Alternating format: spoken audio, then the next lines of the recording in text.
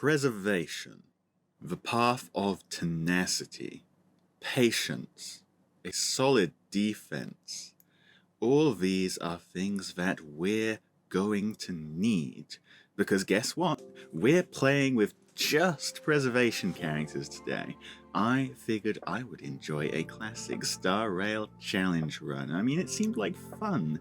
So, while Kafka is doing that thing that Kafka always does, let's talk about some rules. Number 1. Obviously, we're only using characters from the path of preservation. For the time being, that leaves us with not a lot of options. Don't worry, we'll handle it somehow. Number 2, sometimes we're going to have to use characters that aren't preservation, like Kafka here, for instance. Kafka is not preservation at all. When it comes to this, here's the plan. We use the minimum amount possible. That means basic attacks only unless we're literally forced to do something else. Now, oh wow, would you look at that, while I was talking, Kafka went ahead and found a Stellaron for us with her friend here. That's good. It means we get to create our character. We're of course naming her preservation only, which is too long. So I guess this is what we're going with then. Now we're waking up, we remember nothing, except for the fact that we've got to find a preservation character somehow, and luckily there's one of us right here. Hello there, March 7th. You are going to be incredibly useful. And okay, here's our magic baseball bat as well. This is less useful because this is a destruction bat, not a preservation bat. Our Trailblazer is going to have to find something better than this to use if they want to stay on the team. Well, after the tutorial is over, that is, but luckily this tutorial is really quite easy, even playing by our rules. There's only one specific thing to note here, and well, that's one of our potential problems starting to show itself early. Namely, look at March 7th's attack here, deals 12 damage. 12. The Trailblazer already hits way harder than that, and here's the thing, preservation characters just don't really do much damage, and this rate is only going to get worse. It's only going to get worse. Well, in any case, we finish the fight, we get our third party member, we add him to the party, we immediately remove him from the party, and then the game trolls us by forcing him right back into the party again for the next battle. Well, never mind, we finish that one up, then we run past this guy, run past this other guy, and up here we got to actually fight something, so let's kick these two chumps out of here for real this time. Okay, so it's time for this run's first real challenge, the Trampler.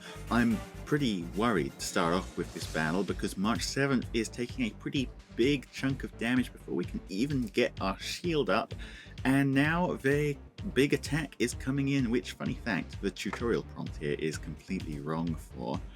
We shield up, time for the make or break moment. Will our shield hold? Oh yeah, it holds no problem at all, and that is great because that means we're ready to stall this fight out, buddy. Landing freeze here, that is very nice. You're going to be seeing that animation a lot. By the way, we shield up again, and after the next round of attacks finishes, we still have most of it left, and that's perfect because we can't just shield up forever. We run out of skill points. So, okay, use an attack, get a skill point back, keep trucking, and after a couple turns, our counterattacks have finished off all the ads, so it's just Trampler left. From this point onwards, the fight is pretty much solved. We can just alternate between our normal attack and our skill, and this shield is never breaking. And since we're alternating, we never run out of skill points for it either. The only thing left over is to actually deal enough damage to win this fight, and that's going to take a little while. By which I mean we're here for about 10 minutes or so. So while we wait for that, I figured I'd discuss something else. Why preservation? Huh?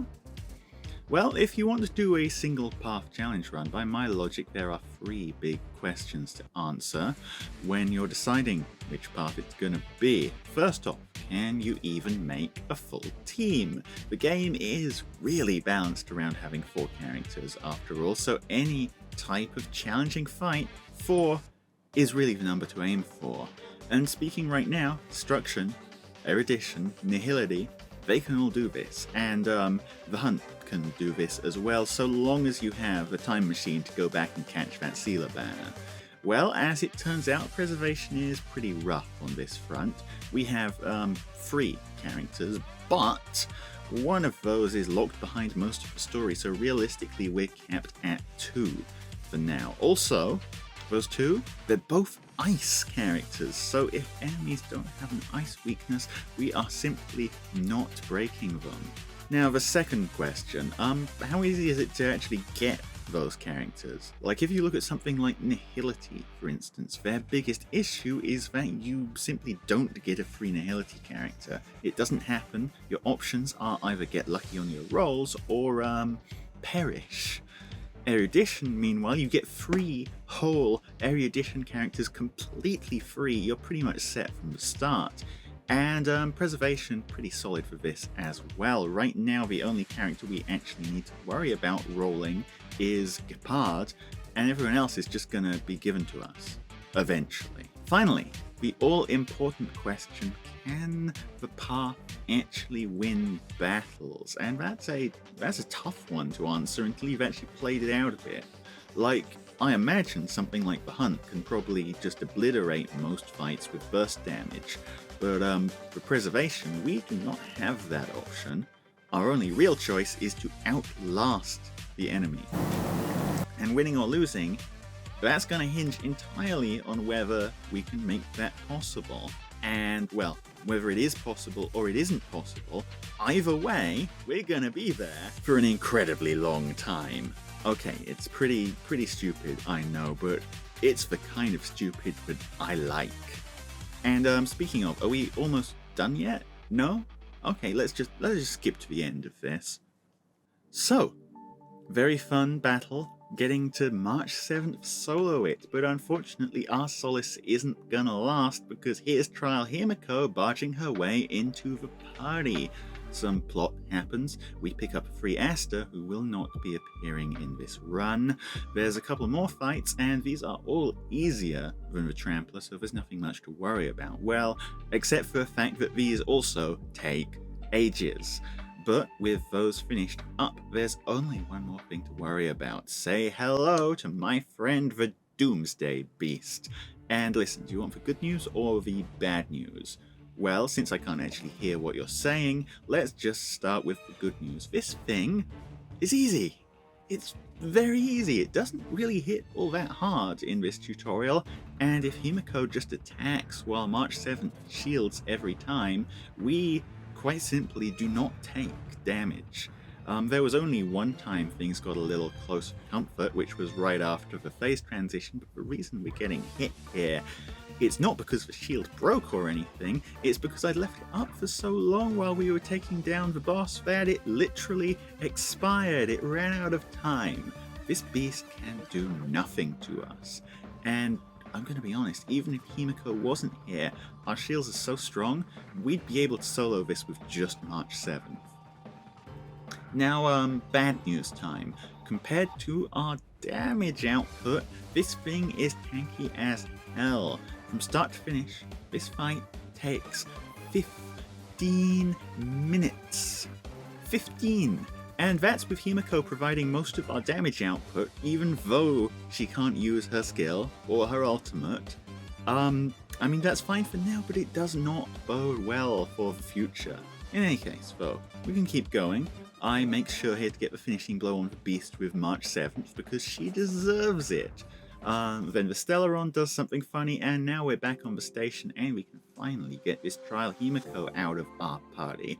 At last, we're alone again with just Preservation characters, except the joke is on us, because Himiko is being a real pain in the metaverse and automatically filling our party back up again. I thought I got rid of you guys almost an hour ago. But we do get to say hi here to the Aeon of Preservation, big fan of this guy, and for once, these battles aren't even slow, mainly because all these blessings of preservation we've picked up work really well with our strategy here. There's great synergy. A few minutes later, Hurdle lets us out of the Matrix, we go for a stroll aboard the Star Rail, and wait a second, I think we're forgetting something very important. We have pulls to do. So, starting out here on the departure warp, we're going here because obviously we want Gepard. This is the quickest way to get him, hopefully. And well, he's not coming this pull at least, but let's see what we get.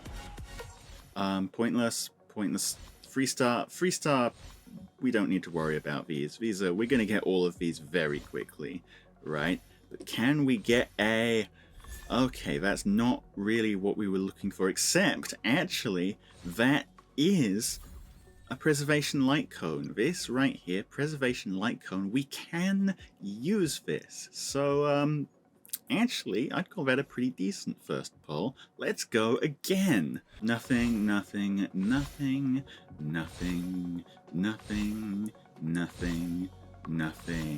And a 4-star Hurter, we do not need you. Go away. So, okay, got some more tickets. Time for take number 3. And, oh, music's changed. This is good. Who's it gonna be? Come on. 5-star, you are not Gepard. How? I mean, if there was any other account, I'd be pretty happy with that. But here, no. No Gepard for us. And yeah, the 4-star, that's a Destruction Light Cone. We are not gonna be able to use either of these. Let me think about this for a moment. Okay, so we didn't get Gepard, and here's the thing, right? I really do not want to go to Yarrow 6 without him, because otherwise we are soloing an entire planet with just March 7th, and that sounds miserable. I know what some of the boss fights are like. Not a fun time. But on the flip side, we can't wail for him. Partially because, in the spirit of preservation, I would like to preserve my wallet. But also partially because he isn't even on rate up, so getting him would be pretty ludicrous anyway. Like literally you'd have to do 300 pulls on the standard banner. That's not happening. Our other option, re-rolling. And I'm going to be real with you, it's already taken about an hour and a half to get here. The beginner warp is a 1 in 7 for getting the character you want. A little bit of quick estimation here, I could easily be here over 10 hours if I want to reroll for this guy. But here's the thing, what did I say at the start of this video? The path of tenacity. Patience. Patience. Yes. Dang it, I guess I don't have a choice then. So, new account, attempt number 2. Kafka does her thing again, another 10-minute Trampler fight, during which I suddenly realized that my bitrate has been really low this entire time, so I finally fixed that. Another Doomsday Beast gets obliterated, and look, 90 minutes later, it's time to roll again. First pull, not much here, we got Hook, we also got another Preservation Light Cone, so that's good, we're still good on light cones. Let's go number 2. Skip.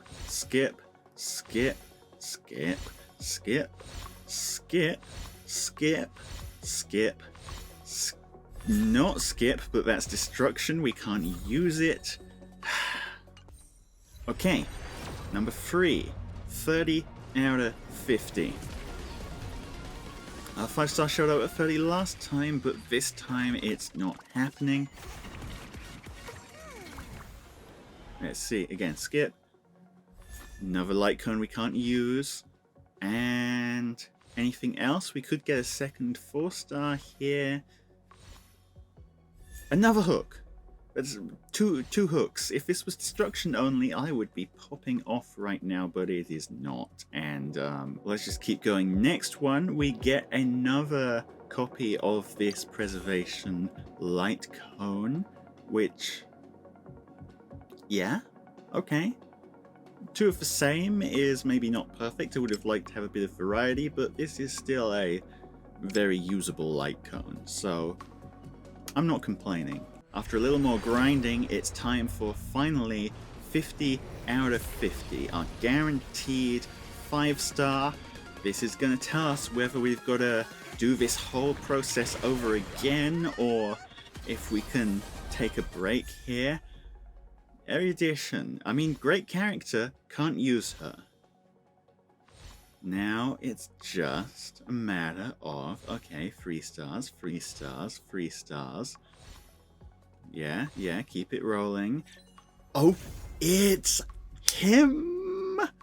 I knew it was him. I knew it was him from the moment it pops up the icon of the A on the path you're following. The preservation icon popped up, and we have Gepard. We have him. Look at him. Look at this beautiful boy. Well, okay.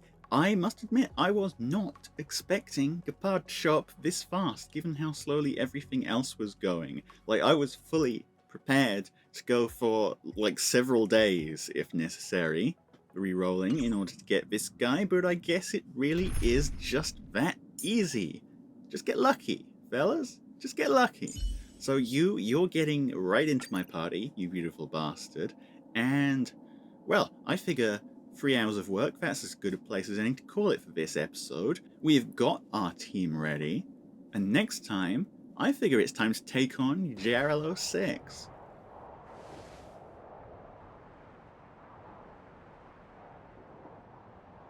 But